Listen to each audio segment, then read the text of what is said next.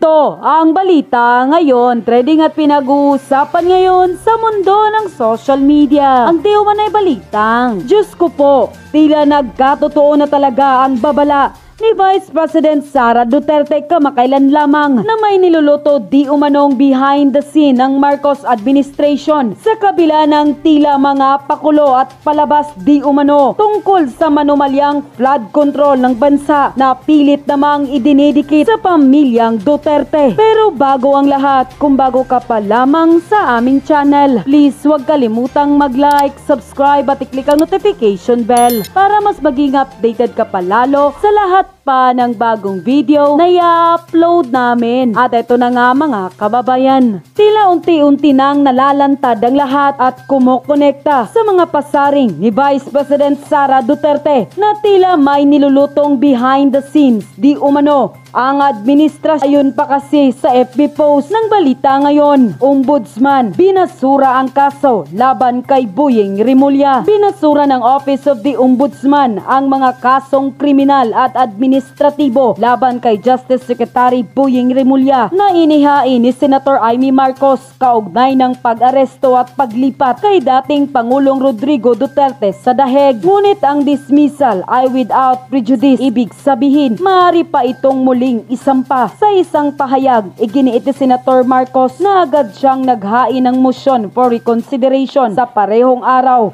ng paglalabas ng resolusyon. Kaya't nananatiling may pending case si Secretary Boyeng Rimulya. Ang anumang ombudsman clearance na magsasabing wala ay malinaw na hindi totoo. Mahalaga ang usaping ito dahil kailangan ni Rimulya ng clearance mula sa ombudsman kung nais niyang maisali sa nominasyon para sa bakanting posisyon ng ombudsman. Ayon sa Judicial and Bar Council GBC, hindi maaring maitalaga ang sinumang may nakabinbin na kaso. Ang reklamong isinampa ni Senator Amy Marcos noong Marso ay tumatalakay sa mga paratang na grave misconduct, usurpation of judicial functions at arbitrary detention laban kay Rimulya at ilang opisyal ng gobyerno. Unquote. Ayon sa ilan, tila masamang balita ito mga kababayan, lalong-lalo na sa mga Duterte dahil tila nagkatotoo na ang ibinunyag kamakailan lamang ni Senator Amy Marcos na kung ma-appoint si Boyeng Rimulya sa ombudsman ay ipapakulong di umano ang Vice President Sara Duterte at taplakan ng samut-saring kaso. Ito'y ayon sa ibinunyag ni Senator Amy kamakailan lamang. Samantala, nagbigay naman ng reaksyon at komento ang magaling na solid DDS supporters ng mga Duterte na si Banat Bay tungkol sa usaping ito na siyang umani ng samut-saring komento sa mundo ng social media. Narito't panuuri ng full video. Pag-usapan muna natin itong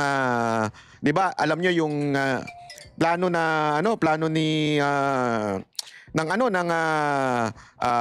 sinasabi ni Senator Amy, yung Plan C, 'di ba? Yung Plan C ano 'yon? Kasi yung Plan A yung yung Plan A yung PI, yung People's Initiative. Yung Plan B daw ay yung impeachment, hindi rin natuloy. At yung Plan C ay yung di umano daw ilalagay si Rimulya bilang isang ombudsman, tapos kakasuhan ng plunder si VP Sara Duterte at syempre hahatulan na guilty para hindi na makatakbo. Yun daw yung Plan C. Nag-warning na siya. Kaya nga sinabihan niya yung doon sa ombudsman na parang wag ka sana magpa-impluwensya o magpa-pressure kasi alam ko na pinipressure ka. At ngayon, ladies and gentlemen, lumabas po yung desisyon. Ayan.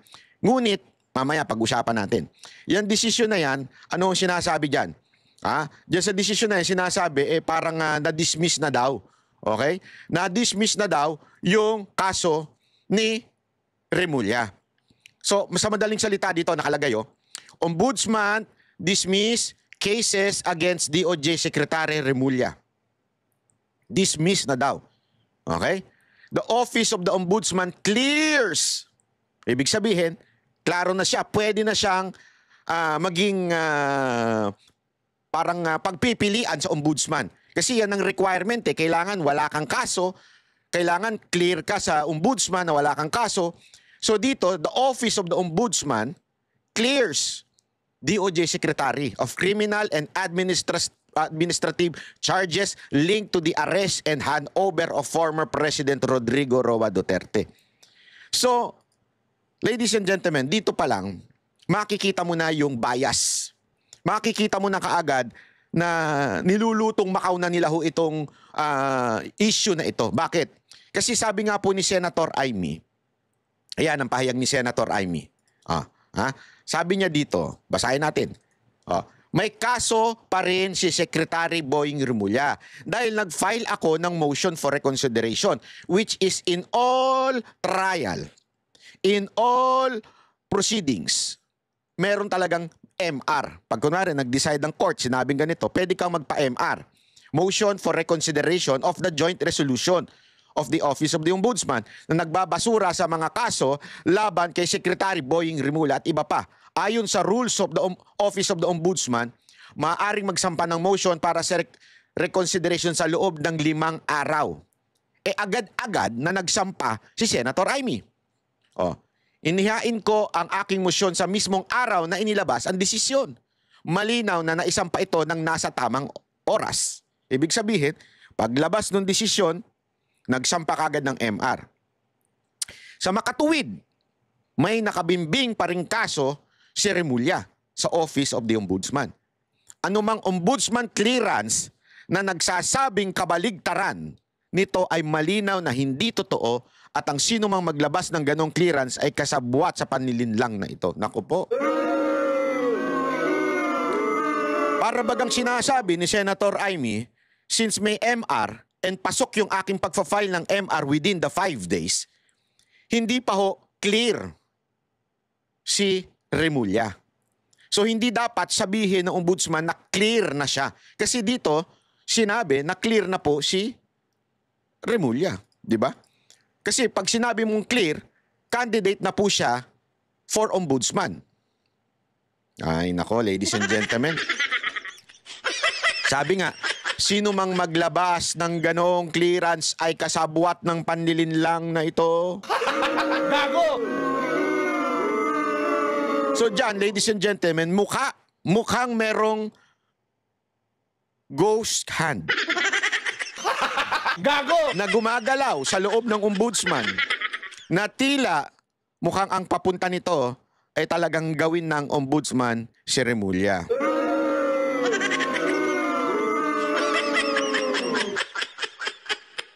Mga kababayan, kayo po ba ay papayag sa ganito? Ito ay lantarang pangbabastos na. Hindi ko sinabing wag sila mag-declare nitong papel kasi karapatan nila yan di ba? Na mag-decide. But until there is a motion for reconsideration, you cannot say it's clear. That clear will indicate a go signal na candidate, pwede nang maging kandidato si Rimulya bilang ombudsman. So you are, sabi nga nililin lang mo. You are misleading the panel na magdi-decide. Kasi para mo sinasabi, libre na, okay na si Rimulya. Hindi tama yun, ladies and gentlemen. Mali po yun. Alam nyo, matindi ho talaga ito pangyayari na ito, di ba? Kung maalala ninyo, kinuwento ko kahapon, yung plano ng demonyo. Linawin ko po, wala po akong tinutukoy na tao. Doon sa demonyo. Ang sinasabi ko po doon, may plano ang demonyo, at syempre, may sumusunod sa demonyo. Gago! Hindi kasi tandaan ninyo, 'di ba? Lagi nating naririnig. Kasi ito walang biro ito. Lagi nating naririnig yung John 10:10. Alam niyo yung John 10:10? I came so that you might have life and have it abundantly. Yan ang sinabi ng Panginoong Hesus, 'di ba? Yan. John 10:10. May plano daw ang ating Diyos sa atin ng mabuti, magandang buhay. Yeah? Pero wag nating kakalimutan ng John 10:11. Kasama yun nasusulat din yun Ang plano daw ng magnanakaw, the thief comes to destroy, kill. The thief comes to kill. Dali para mas tama tayo. Mamaya mamali tayo John 10:11. Ayan. Alam mo naman ako naku po. Wait. Mali pala, sorry. John 10, wait lang. Mali ako ng Sorry naman. Ayan. Linawin natin Kasi ayan, basahin natin Uy, bakit ganun? Hindi, alam mo, importante po kasi ito. Kasi nga, ayan. Laging kino-quote to, pero nakakalimutan yung kasunod. Di ba? John 10:10 pala. Yon. Sabi dun sa John 10:10 that the thief comes only to kill, to steal and kill and destroy. Laging kino-quote pala, yung I have come that they might have life and have it to the full. Yun yung sabi ng Panginoong Hesus. Pero nakalimutan yung first sentence, the thief comes only to steal, kill and destroy. Anong ibig ko sabihin? Alam mo, ang demonyo may plano din. Kung may plano ang Diyos sa'yo na maganda, may plano rin ang demonyo sa'yo. May plano ang demonyo sa bayan natin. Wasakin ng todo-todo. Papasukin tayo sa isang korap na bansa at magnanakaw ng mga politiko. At yung plano na yan, ladies and gentlemen, sa tingin ko, talagang tanggalin sa posisyon si VP Sara Duterte. Alam naman po natin na ang linis-linis ng mga Duterte pagdating sa ganyan. So, plano nila, di ba? Since napahamak sila doon sa flood control project, sinisi nila. Sinabi ni Marcos, hindi ako yan, sisihin ng iba. Nung tumatama na kay Romualdez at saka kay Zaldico, kailangan na silang gumawa ng plano. Isisi sa ibang tao ang mga Duterte at yung mga senador na kakampi niya. Yun yung plano. Okay? Yun yung demonyong plano. Ngayon, ladies and gentlemen, kung sakasakaling hindi magtagumpay yun, kasi talagang yung mga tao, kahit anong sisi mo sa mga Duterte, nasusuplak sila. Diba? Sinisisi nila si Pulong. Ladies and gentlemen, the problem is not the project. The problem is the ghost project. Ang problema sa Davao, kitang-kita nila yung proyekto. Sumusuplak sa mga mukha nila yung proyekto. Ibig sabihin, kahit sabihin mong, oo, may allotment dyan sa distrito ni Pulong. Ang tanong, meron bang proyekto umusbong? Meron eh. So, bumubuelta lang sa kanila yung kanilang paratang sa mga Duterte. Ganun lagi ang nangyayari. So, alam nyo, etong Plan C na sinasabi ni Senator Amy, mukhang ito ang talagang pangganon. Mukhang ito talaga yung kung hindi madadali sa paninisi ng flood control project itong si VP Sara Duterte, ito ngayon ang idadali. Kasi, alam natin nag-fail yung plan nila for impeachment. Although, they're still planning on it. Kaya nga nila ibinalik si Soto. Kaya nilagay si Soto bilang Senate President. Pero siguro dahil nga sabi ni Lacson, manipis. Manipis yung dalawa lang ang bumaligtad or something like that. Na yung narinig ko na binanggit. 2 o 3 lang ang bumaligtad from the majority sa minority. Mapapalitan ng speaker, ang president, Senate President. So ibig sabihin, may chance na hindi pa rin matuloy impeachment. So their best chance is controlling the ombudsman. Paano nila magagawa yun?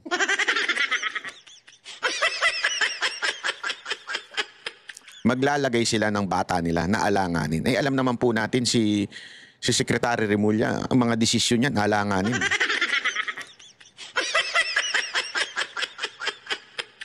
So anong ibig ko lang sabihin? Mukha talagang yung pinaplano ni Senator Amy na sinasabi niyang plano na Plan C, mukhang matutupad dahil dito sa kalalabas na balita na ito. Ayan, naku po, ang lupit. Pero ladies and gentlemen, lagi ko sinasabi sa inyo yung sa ating constitution that we are a democratic country and the power emanates from the people. Alam nyo, marami na ngayon talaga ang nananawagan dahil kakaiba ho talaga Kahapon lang, umambun lang umambun lang, paalala, di ba? May paalala sa atin ang langit at sinasabing, wag niyong kakalimutan. Ngayong mga darating na araw, wag niyong kakalimutan yan. Alam mo, ladies and gentlemen, maganda ho itong panawagan. Nananawagan na po ang ating mga leaders at ito ho, napakagandang panawagan ni Senator. Sayang, ito talagang dapat naging senador din Sana katandem ito ni Cayetano, katandem ito ni Marcoleta. Lumalala at talaga namang hindi may pagkakaila na sobrang tindi na ng nakawang nagaganap sa kabanang bayan ng ating bansa. At regarding that, ay hinanap uli natin yung isang nagsusulong ng mga kabutihan para sa mga Pilipino sa pamamagitan ng grupong Maisog.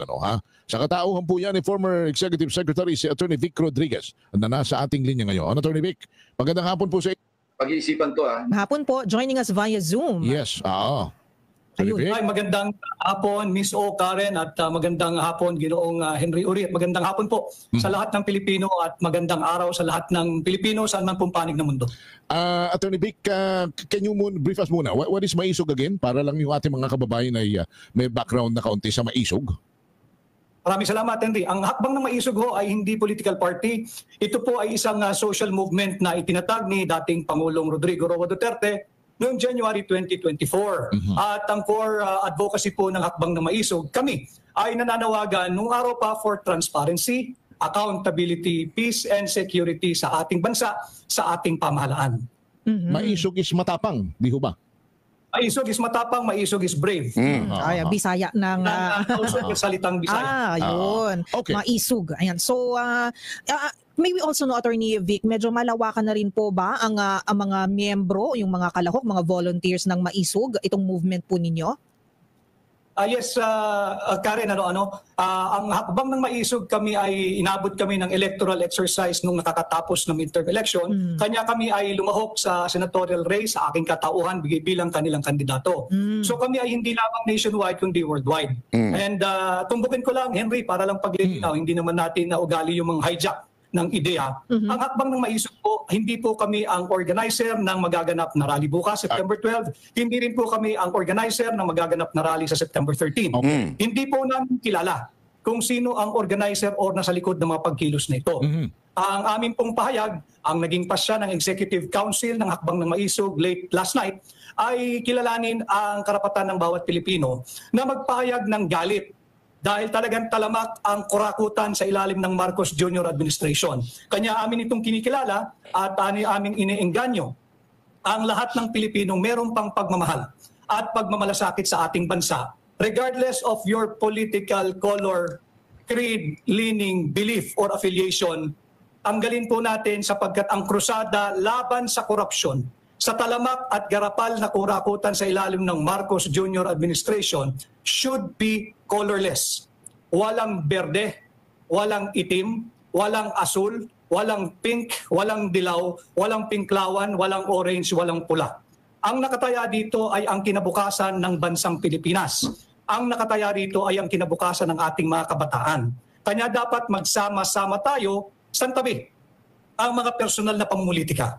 Hayaan natin na ang taong bayan ang manguna. Sila dapat ang bida at hindi natin dapat ito hijackin o gawing platform para naman na isulong yung kanya-kanyang political interest or agenda. Kanya kami, kinikilala natin yung seriousness of the problem, hinihikayat natin ang lahat ng Pilipinong may pagmamahal pa sa Pilipinas at may malasakit sa kapwa Pilipino. Lumabas po kayo sa lansangan at maging bahagi ng payapa at lawful protest laban sa korupsyon. Lawful, yan. Ha? Napaka-importante yan. Lumabas tayo, mapayapa. Ipakita lang natin, ladies and gentlemen, hindi naman natin kailangan magmura doon, hindi naman natin kailangan manunog, mag-vandal. Let's just show, di ba? Ipakita natin, walang kulay. Ako pupunta ako dyan, pero nakamaskara. Hindi, totoo. Kasi ayoko magkaroon ng kulay. Ayoko magkaroon ng political color na I'm just there to campaign for the Duterte. Hindi, pupunta po ako dyan in a very silent way. Magpapakita po ako ng bilang isang Pilipino lang, hindi ho dahil isang vlogger o whatsoever. Magpapakita ako, nakamaskara po ako dyan. Nakabili na po ako ng Manny Pacquiao na mask. Debiro lang po. Totoo po. Antayin nyo ako dyan. Okay. Attorney Vic, itong inyong grupo ay magtutungo rin sa ang lugar at sa anong petsa at kanino kayo makikipagsanib puwersa? Patang usapan din, Henry, ang naging pasya ng Executive Council hanggang kagabi ay hayaan natin ang ating panawagan sa lahat ng Pilipino na gustong makibahagi sa payapa at lawful protest na magaganap sa bukas. Sunod-sunod ito, Henry, marami ito. Pero hindi kami sadyang magpapakita roon dala ang bandera ng Hakbang ng Maisog. Bakit? Para respetuhin natin yung talagang nananaig na sentimiento ng mga Pilipino na galit na sa korupsyon. Ayaw na ng politika. Santabi natin ang politika. Ulitin ko walang kulay-kulay. Walang kulay-kulay to pero hindi kasali yung mga NPA. Hindi, linawin lang natin Kasi yung mga NPA, kriminal yun At saka yung mga bata nila. Yung mga tauhan nila. Kasi may tauhan talaga sila Hindi dapat kasama yun. Doon tayo sa tunay na mamamayan. Kaya nga, wag natin hayaan na i-hijack ng mga makakaliwa ito. yung mga NPA, wag natin hayaan. Dapat tayo mismong mamamayan, yung tunay na mamamayan, na we are not really, kasi ito mga NPA, alam naman natin ang gusto mangyari niyan. Sakupin ng Pilipinas. Wag tayo doon. Dapat tayo ay tayong mga mamamayan, tayo talaga yung mag-ingay. At nagmamasid ang mamamayang Pilipino. Kung sinong politiko or political group ang magsasamantala at gagawin kanilang platform ang mga magaganap na political rally sa mga darating na araw. Because, Henry at Karen, itong korupsyon, hindi lang ito political issue ha.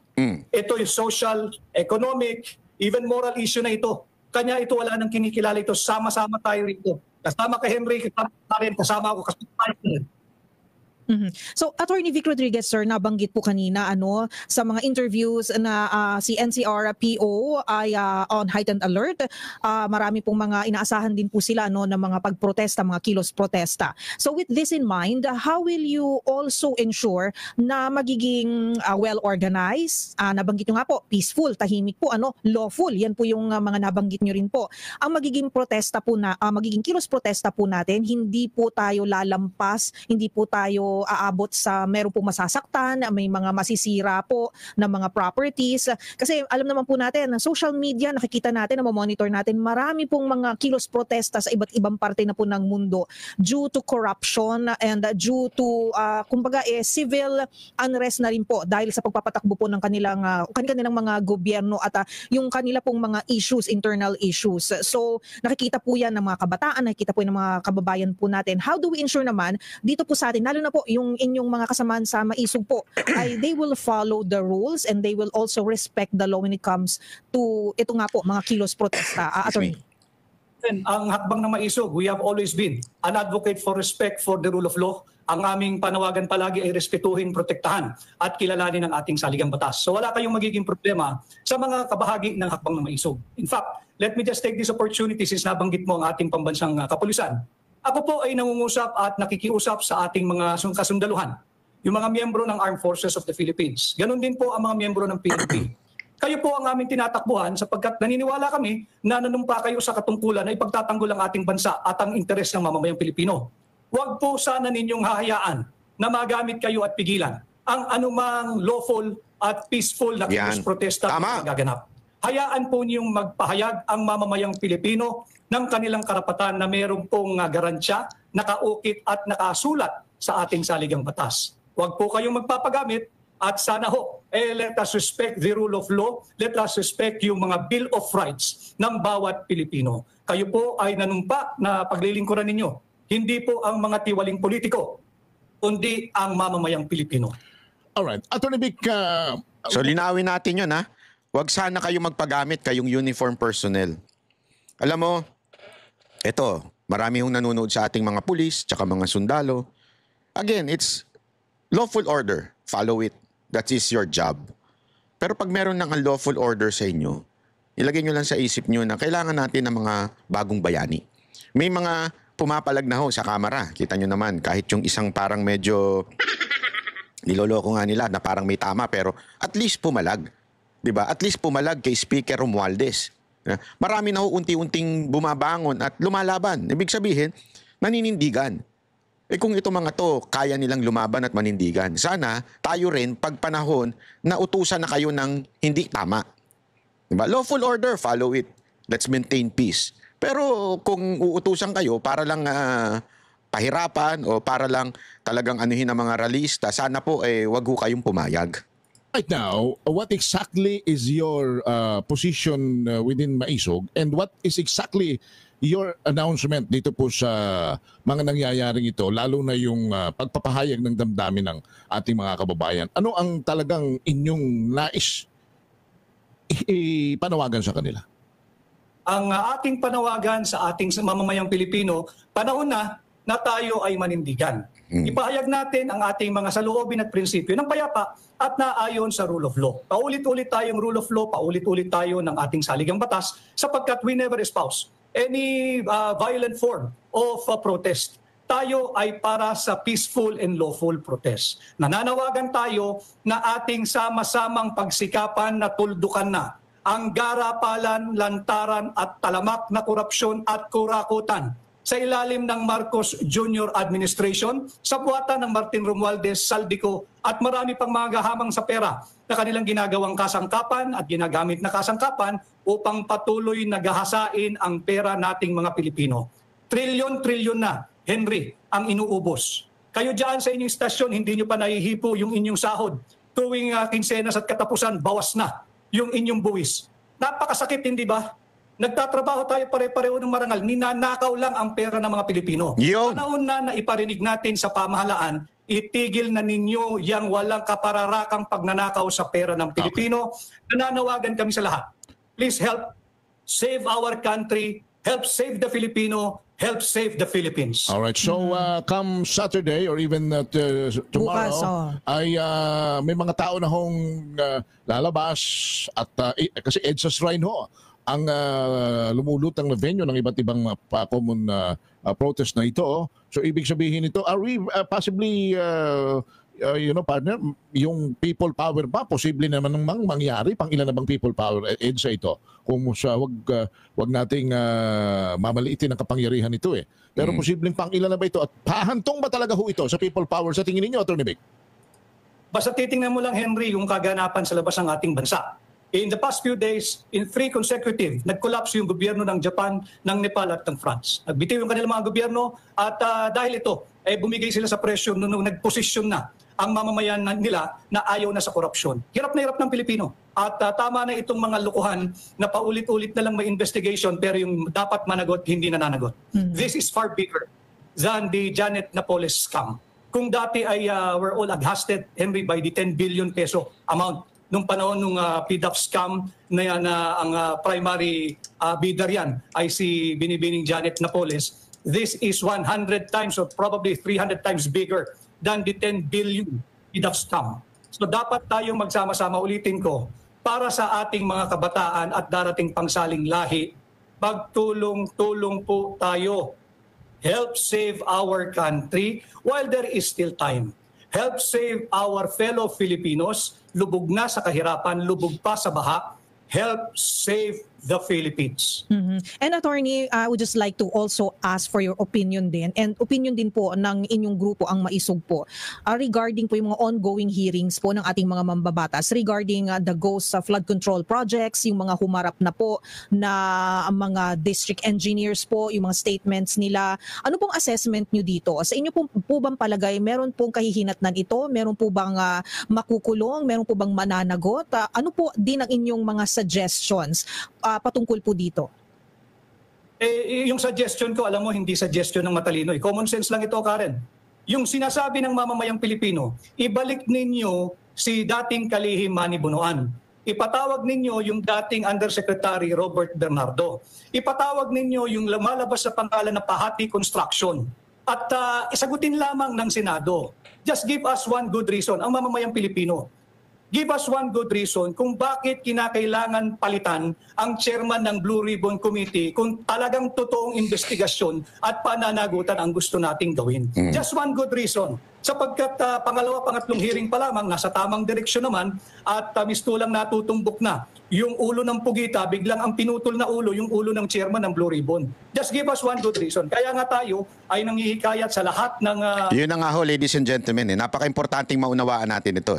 Ang pinugutan talaga, alam mo, sabi ni Marcoleta, napanood ko kanina lang, at sabi ni Marcoleta ay siya naman talaga ang target. Nadamay lang si Chis Escudero. Yung mga akusasyon kay Chis, kay Estrada, yung akusasyon dito kay Villanueva, sa tingin ko, ito ladies and gentlemen.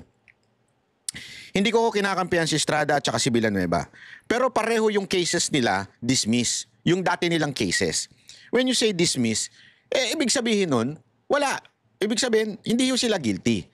But again, because they are, quote-unquote, nasira na in the eyes of the public, mas madali na silang gawa ng propaganda. So ano ibig sabihin nun? Silang parehong nakadikit kay Chis Escudero. But the main target is really Marcoleta. Kasi nga, kailangan matanggal ni Marcoleta sa Blue Ribbon para talaga hindi mabuking yung the name that cannot be mentioned. Ang problema, hinayaan ni Marcoleta yun na talagang ayan na, dire-diretso na. So, naghabol sila ngayon. Kaya pinalitan po si Chis Escudero. Kaya damay-damay na. But the real target is Marcoleta. At yun na nga mga kababayan, ano na ang masasabi mo? Kung mayroon kayong hinaing at komento patungkol sa balitang ito, please comment down below. Pag-uusapan natin yan sa comment section. At kung nagustuhan nyo ang video, ay huwag kalimutang mag-like at i-share na din para mas marami pang makaalam at umabot ito sa marami sa ating mga kababayan. Maraming salamat po!